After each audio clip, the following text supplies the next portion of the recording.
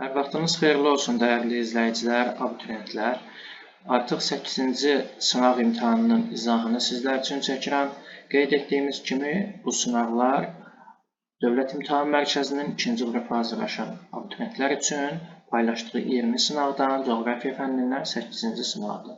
Deməli, ilk sualda, birinci sualda qeyd olunur ki, ölkə əhalisinin sayı 2015-ci ildə 7 milyon 250 min nəfər, 2019-cu ildə isə 7 milyon 830 min nəfər olmuşdur. Əhalinin orta illik artım faizini hesablayın. Deməli, biz ilk öncə orta illik artım faizini tapmaq üçün bu 7 milyon 830 mindən 7 milyon 250 min, deməli, bunların fərqini tapmalıyıq. Yəni, 7 milyon 830 min, sıfırlar daha yazmıram. Çıxmalıyıq 720 min. 7 milyon 250 min. Deməli, biz çıxdığımız zaman buradan düzgün cavabı taparıq. Nə qədər? Deməli, 580 min. Və 580 min olacaq bizim ümumi 4 il ərzində əhalinin artımı. Deməli, indi biz 580 min tapmışıq. İndi bu 580 mini çevirməliyik faizə. Onun üçün nə edərik? 2015-ci ildə olan göstəricini, yəni 7 milyon 250 mini götürməliyik 100% və tapdığımız 580 mini isə x şəklində götürüb bu şəkildə bir tənasüb qurmalıyıq. Və bu tənasübdən biz tapırıq 8 cavabını, 8%. 8% nədir? 8% əhalinin bu 4 il ərzində artım faizidir. Bizə isə burada deyir, əhalinin orta illik artım faizini hesablayın. Bunun üçün nə edərik? Baxın, neçə il keçib 2015-dən 2019-a kimi? 4 il. Yəni, 8-i də bölməliyik 4-ə. Bu zaman biz orta illik artım faizini taparıq. Bu da olacaq, 8-i 4-ə böldüyümüz zaman olacaq 2. Yəni 2%. Əhalinin orta illik artımı 2% olmuşdur. Keçək ikinci suala. Azərbaycanın əhalisi ilə bağlı doğru ifadələri müəyyən edin. Deməli, çoxmillətli dövlətdir. Bəli, bildiyimiz kimi Azərbaycanda müxtəlif etnik azlıqlar yaşayır və Azərbaycan çoxmillətli dövlətdir. Şəki-Zaqatala iqtisadi rayonunda Qafqaz dil ailəsinə mənsub xalqlar yaşayır. Bəli, avarları misal çəkə bilərik. Bütün düzənlik ərazilərdə əhalinin sıxlığı çoxdur. Xeyr, məsəl üçün Ceyrançal Acınağır düzü əhalinin sıxlığı azdır və yaxud digər düzlərdə misal çəkə bilərik ki, burada əhalinin sıxlığı azdır, onun üçün bunu götürməliyik. Kənd əhalisinin payı daha çoxdur. Xeyr, şəhər əhalisinin 53%, şəhər 47%, kənd əhalisi də Azərbaycanda. Ən çox sıxlıq Abşeron yarımadasında, bəli, Bakı-Sumqayıt şəhərlərində Abşeron yarımadasında müşahidə edilir. Deməli, düzgün cavablar alacaq C variantı, 1, 2 və 5-ci deməli, ifadələr. İndi isə keçək 3-cü suala. 2000-2023-cü illərin statistik göstəricilərinə əsasən tərtib olunmuş yaş cins piramidalarına əsasən doğru ifadələri müəyyən edin. Baxırıq, 2000-ci ildə, 2023-cü ildə baxan kimi bilinir ki, təbii artımda azalma müşahidə olunur. Təbii ki, təbii azalma. İndi buna uyğun cavablara baxaq. Təbii artım azalmışdır. Bəli, qeyd etdiyimiz kimi, təbii artım azalmışdır. Çünki baxın, 2023-ə baxın. Deməli, artıq 4%-in altına düşüb doğulanlar, amma 2000-ci ildə bu 4,6%-ə, 4,2%-ə yaxındır. Kişilərdə daha çox, qadınlarda 4,2%. Onun üçün biz deyirik, təbii artım azalıb. Aşağı yaş qruplarında qadınların payı artmışdır, əksinə azalmışdır. Uşaqların payı artmışdır, əksinə azalmışdır. Əhali sayında yaşlı əhalinin payı artmışdır. Baxın. Təbii ki, burada yaşlı əhalinin payı artacaq. Çünki əhalinin təbii artımı azaldıqca yaşlı əhalinin payı artır. Təbii artım çoxalsa isə uşaqların payı artacaq.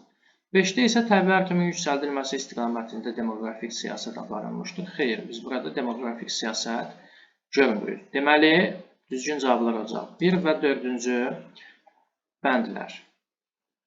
Y variantı düzgündür. 4-cü sualda isə qeyd olunur, xəritə sxemə əsasən təbii artımın birinci tipi səciyyəvi olan ölkələri müəyyən edin. Bu uyğun gəlir inkişaf etmiş ölkələrə baxırıq. Birinci ölkə uyğun gəlir Ukraynaya, bəli götürərik 1-i. 2 uyğun gələr İndoneziya götürmərik. 3, deməli, Norveç götürərik. 4, deməli, bu uyğun gələcək Özbəkistana götürməliyik. 5 Kolumbiya götürməliyik. 6 İspaniya götürməliyik. Deməli, baxın, 1, 3 və 6. A variantı birinci tipdir. Yerdə qalanlar isə ikinci tip artım olacaq. Birinci tipdə biz deyirdik ki, əhalinin təbii artımı azalmağa doğru gedirdi.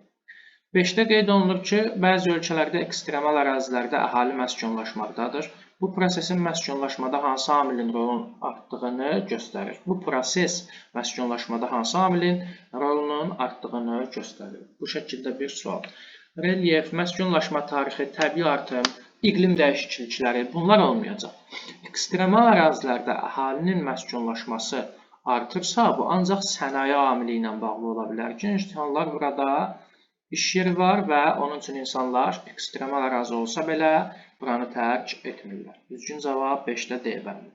6-da qeyd olunur ki, A ölkəsində əhalinin sayı 24 milyon 500 min nəfərdir. İllik təbii artım 147 min nəfər olmuşdur. Hər 1000 nəfərə düşən təbii artımı hesablayın.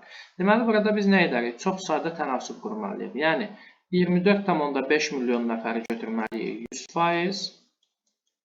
Düzdürmü? 147 milyon nəfəri də götürməliyik X. 147 min nəfəri deməli 100-ə vurub, nə etməklə?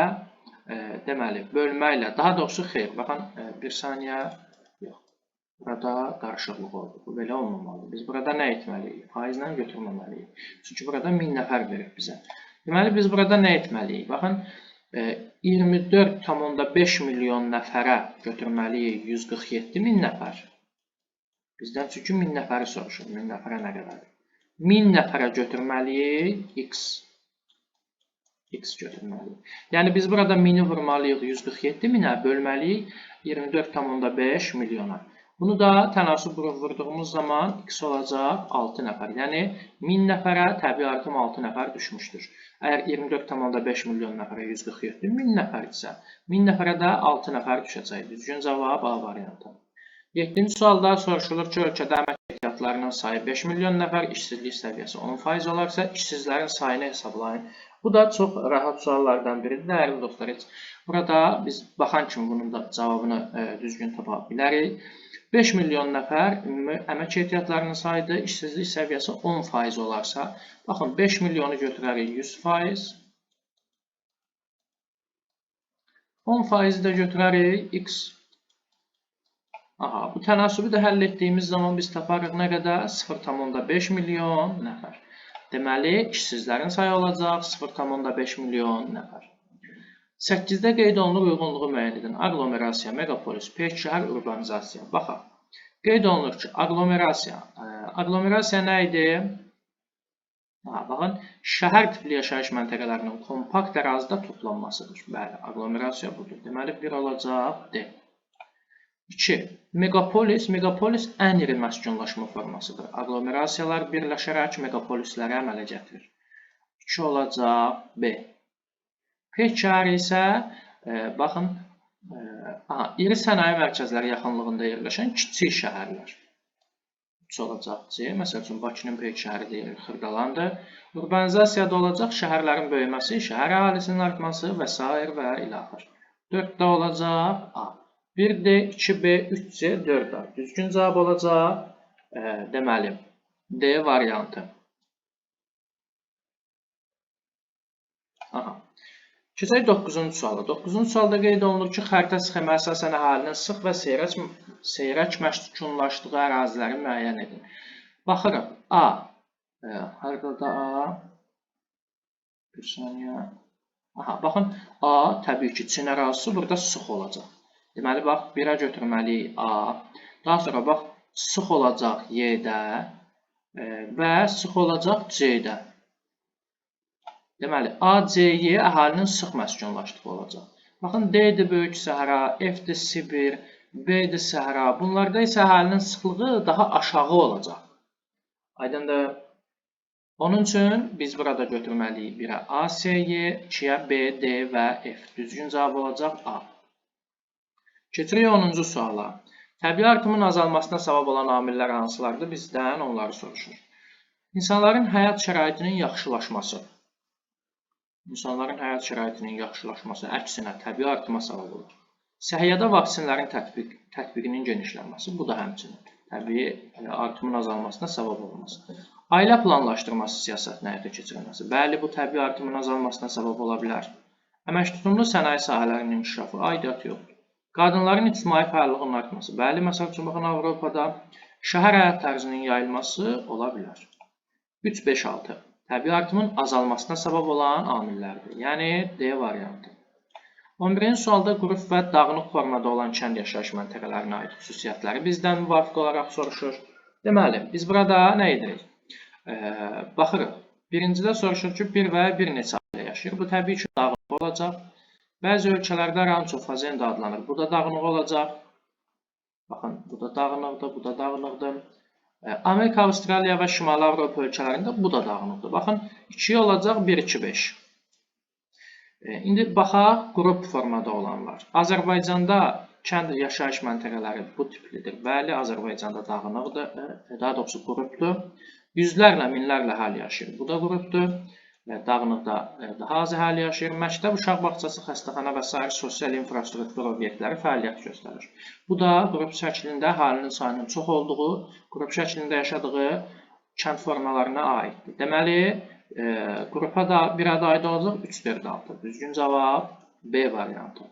12-ci sualda isə qeyd olunur, doğru sıraları müəyyən edin. Aha, megapolislər və onlara uyğun gələn şəhər aglomerasiyaları. Deməli, baxırıq.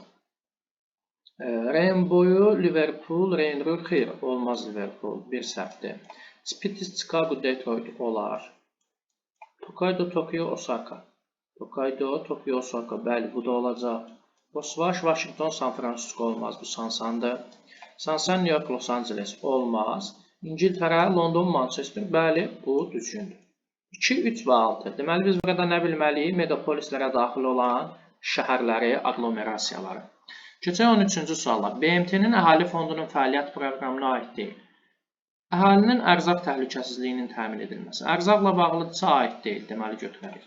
İnkişaf etməkdə olan ölkələrdə ailə planlaşdırılması və doğumun tənzimlənməsi bu aid olacaq. Götürməliyik bunu, çünki bizə deyir, aid olmayanları götür. Əhalinin içməli su ilə bağlıdırsa, təbii ki, götürərik, bu əhali ilə bağlı deyil.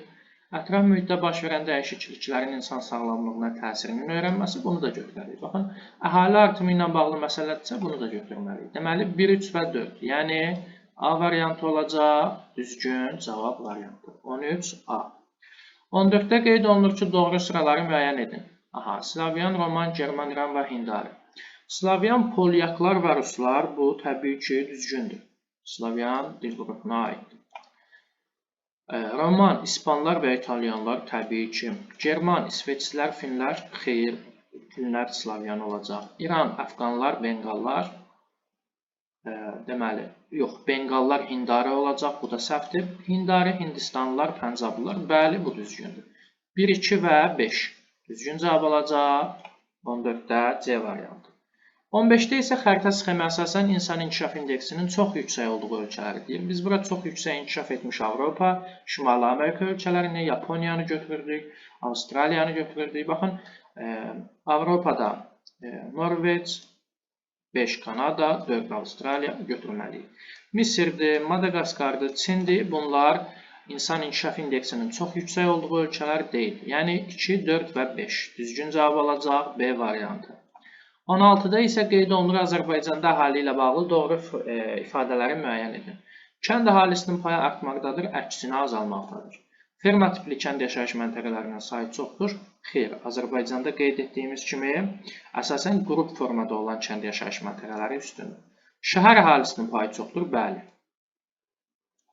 Bir şəhərlərdə iş tapmaq imkanlarının çox olması əhalini cəlb edir, bəli, əhali onun üçün Bakı şəhərinə köçür. Əhalinin sıxlığı orta dağlığa doğru artmaz, azalar. Bu da səhvdir. 20-ci əsrin ortalarında sənaye şəhərləri Şirvan, Mingəçevir, bəli, bu da düzgündür. 3, 4 və 6. Düzgün cavab olacaq B variantı. Keçək 17-ci suala. Cənubi Asiya regionunda əhalinin daha çox miqrasiya etdiyi, inkişaf etməkdə olan ölkələr. Biz burada hansı ölkələri götürürdük? Əsasən neft ixrac edən ərəb ölkələrini. Baxın, Birləşmiş Ərəb Əmirlikləridir, Qətərdir, Səudiyyə Ərəbistandır. Burada işçi qüvvəsinə ehtiyac olduğu üçün deməli, əsas miqrasiya zonasıdır, inkişaf etməkdə olan ölkələr arasında. Yəni, baxın, 1, 4 və 6. Düzgün cavab C variantı olacaq. 18-də isə qeyd olunur, əhalinin təbii artımına görə ölkələri müqayisə edin. Aha. Əhalinin ümumi sayı verilib, hər 1000 nəfərə görə doğum və hər 1000 nəfərə görə ölüm verilib. Deməli, biz burada necə tapmalıyıq? Baxın, əhalinin ümumi sayını biz götürməliyik. Necə? 100%. Düzdürmü? Əhalinin ümumi sayını götürməliyik. Yox. Baxın, təbii artım nə qədərdir burada? Məsəl üçün 6 nəfər. Düzdürmü? Əhalinin ümumi sayını götürməliyik x və təbii artımı 6 nəfəri götürməliyik 1000 nəfər. Yəni 1000 nəfərə 6 nəfər əhali çoxalır. Bizə isə əhalinin ümumi sayı lazımdır ki, ümumi sayında nə qədərdir bu artım. Baxın, bu şəkildə tənasüb qurmalıyıq hər üçünə. Yəni, baxın, yenə qeyd edirəm. A-ya uyğun bir tənasüb mən düzəldim. Digərlərini siz qurub yazarsınız. Baxın, 16,5 milyon nəfər olacaq x. 1000 nəfərə isə olacaq 6 nəfər. Baxın, doğulanlardan ölənləri çıxırıq, qalır 6 nəfər. 1000 nəfərə isə olacaq 6 nəfər. Və biz burada tənasübdə 6-nı 16,5 milyona vurub 1000-ə bölməliyik. Beləliklə, baxın, biz burada tapmalıyıq. Birbaşa cavablarını yazıram. A-da olacaq bu 99.000, B-də olacaq 102.400, C-də olacaq 156.800 nəfər. Deməli, baxın, ən çox olacaq C-də. Daha sonra olacaq B-də, ən az olacaq A-da. Baxın, yəni D-yə uyğun. 18 D variantı. Bunun qaydasını qeyd etdim. Bu şəkildə bunu tapırıq. Yəni, ilk öncə təbii artımı tapırıq. Yəni, doğulanlarla ölənlər arasında fərqi. Daha sonra əhalinin ümumi sayını x götürməliyik tənasübdən. 1000 nəfərə isə tapdığımız, məsəl üçün 6 nəfər götürməliyik və tənasübü həll etməklə x-i tapa bilərik. Bu şəkildə müqayisə edirik A, B və C ölkələrini. Keçək 19-cu suala. 19-cu sualda qeyd olunur ki, yalançı urbanizasiya prosesi üçün xarakterikdir. Urbanizasiya prosesi sistemsiz xarakter almışdır. Bəli, tamamilə düzgündür. 2. Əhalinin artım sayı iş yerlərinin artım sayını üstələyir. Bəli, onun üçün əhalinin sayının deməli, əhalinin çoxu işsiz qalır. Daha sonra, şəhərlərdə əhalinin təbii artımının aşağı olması xeyli yüksək olacaq. Şəhərlərin dərinliyinə xeyli enlə inkişaf olacaq. Şəhərlərin ətrafında kasıb rayonlar, bəli, kasıb rayonlar yaranacaq. Əhali şəhərkənarı ərazilərdə, bu olacaq suburbanizasiya, buna aid deyil. Deməli, baxın, yalançı urbanizasiyaya aid olacaq 1, 2 və 5. Düzgün cavab C variantı. 20-ci sualda isə qeyd olunur. Ekstremal şəraitli əraziləri müəyyən edilir. Baxın, Kanadanın şimalıdır, Rusiyanın şimalıdır, Sibir bölgəsi, Avstraliyadır. Bu ərazilər ekstremal ərazilərdir. Yəni 1, 4 və 6. 20 də olacaq C variantı. Baxın, Braziliyadır burada, Qərbi Avropada, Hindistanda əhalinin sıx məskunlaşdığı ərazilərdir. Ekstremal ərazilər deyil. 21-ci sualda demoqrafik partlayışın səciyyəvi olduğu ölkələr. Bu ölkələr əsasən inkişaf etməkdə olan, əsasən kasıb ölkələrə aiddir. Bu ölkələrdə əhalinin təbii artımının ikinci tip xarakteridir və əhali daha tez çoxalır. Baxırıq, Uqanda, Kenya, Haiti. Bəli, elə bu A olacaq. Baxın, B-də Rumıniya uyğun gəlməz, burada hətta təbii azalma olur. C-də Yaponiya uyğun gəlməz. D-də Portuqaliya, Y-də İrlandiya. Uqanda, Kenya, Haiti. Bu ölkələrdə demoqrafik partlayış səciyyəvidir. Təbii artım yüksəkdir. 22-ci sualda isə, baxın, burada təbii artımın ikinci tipinin səciyyəvi olduğu ölkələri soruşur. İnkişaf etməkdə olan ölkələr biz burada nə etməliyik? Götürməliyik və inkişaf etməkdə olan ölkələrdən də daha kasıb ölkələrdir. Baxın, məsəl üçün, Rusiyada əhalinin təbii artımının birinci tipidir inkişaf etməkdə olan ölkə olsa da, onun üçün A-nı çıxırıq. Latviyada birinci tipli çıxırıq, Moldovada birinci tipli çıxırıq, İsraildə birinci tipli, Rumuniyada birinci tipli çıxırıq. Baxın, Tanzaniya, Əfqanistan və Kongo. Bu ölkələrdə isə əhalinin təbii artımının ikinci tipi səciyyəvidir. Yəni, əhalinin təbii artımı yüksəkdir. D variantı olacaq 22-ci sualda düzgün cavab. İndi isə keçirik açıq tipli suallara. 23-cü sualda qeyd olunur, ölkə əhalisi 18,5 milyon nəfər, kənd əhalisinin sayı 7,4 milyon nəfər olarsa, şəhər əhalisinin neçə faiz olduğunu müəyyən edin. Deməli, dəyərli dostlar, dostlar, 18,5 milyon nəfər ümumi əhalinin payıdır. Biz nə yazmalıyıq? 18,5 milyon nəfər olacaq 100%. Kənd əhalisi nə qədərdir? 7,4 milyon. 7,4 milyon nəfər isə olacaq x. Biz x-in cavabını taparıq. Neçə? 7,4 milyonu 100-ə vurub 18,5 milyona bölsək, taparıq 40. Aha. Baxın 40 nə oldu?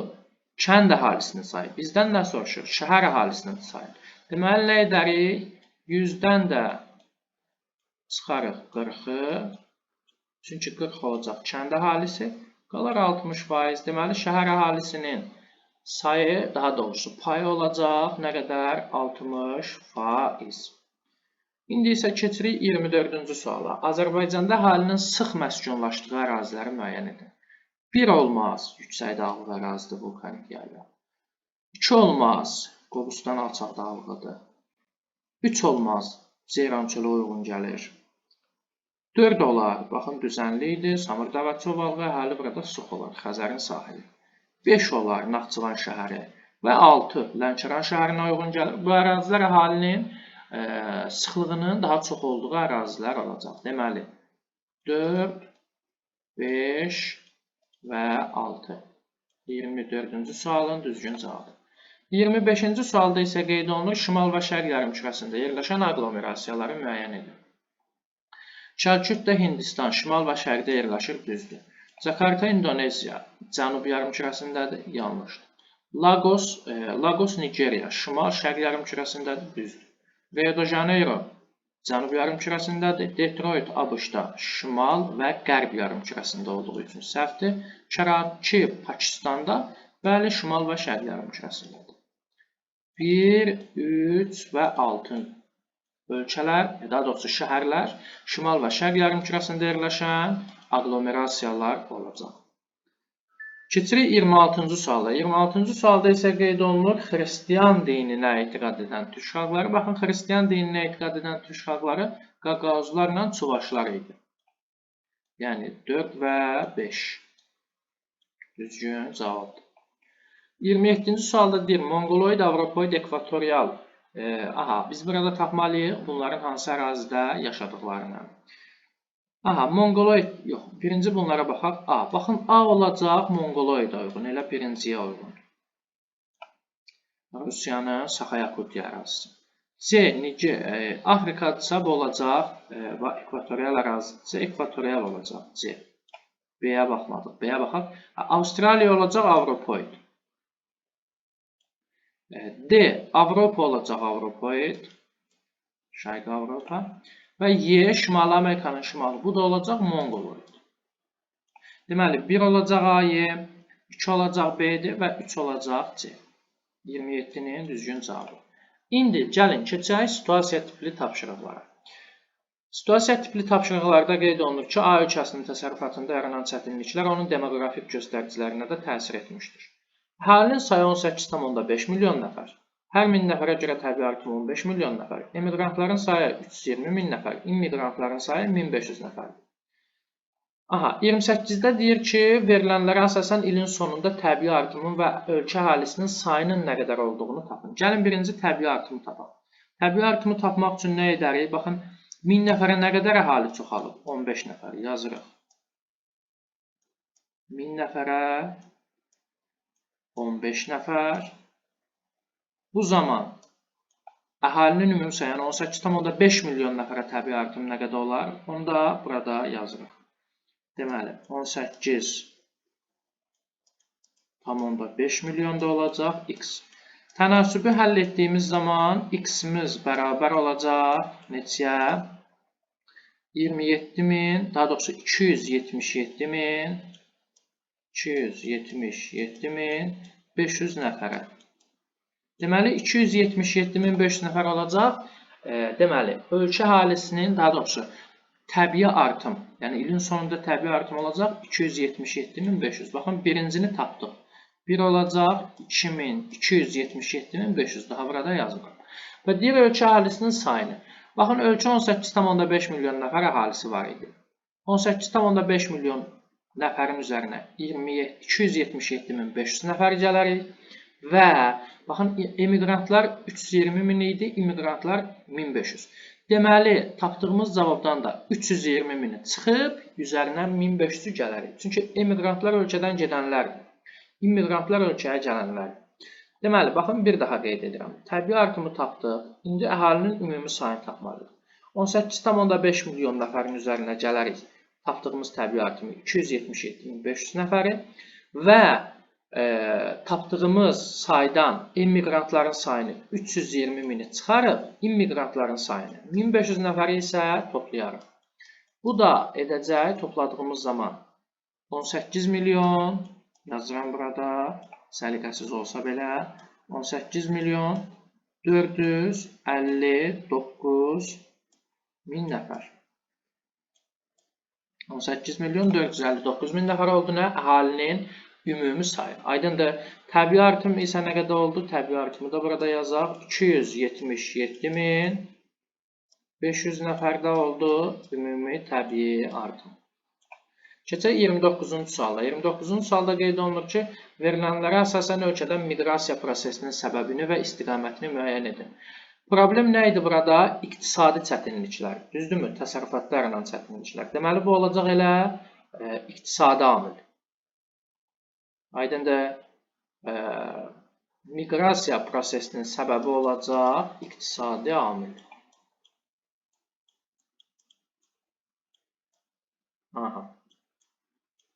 Və istiqamətini, miqrasiyanın istiqaməti nə olacaq?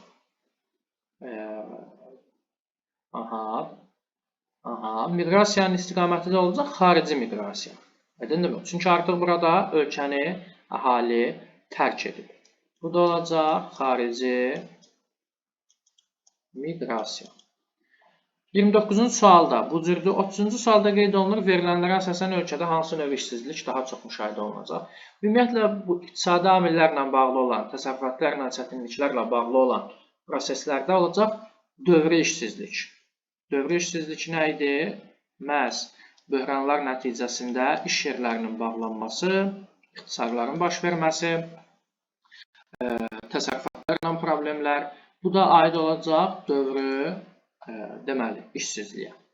30-cu sualda başa vurduq. Ümumiyyətlə, 7-ci sınağı da, daha doğrusu 8-ci sınağı artıq sonlandırdıq.